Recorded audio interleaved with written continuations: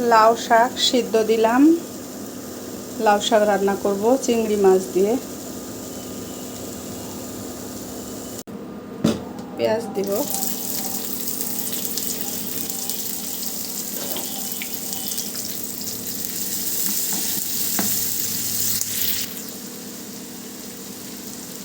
চিংড়ি মাছ দিলাম, হলুদ দিলাম, ধনিয়ার গুঁড়া দিলাম,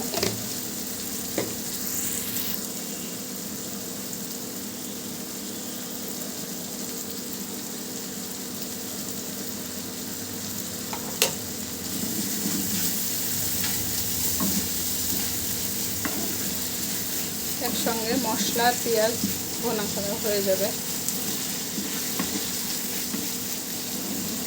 সুন্দর একটা কালার আসছে।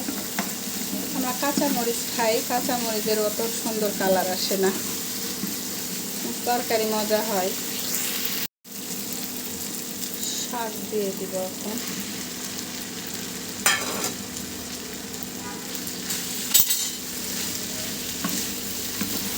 এটা লাউ শাক। সকালে লাউ শাক আনতে গেছিলাম বাজারে।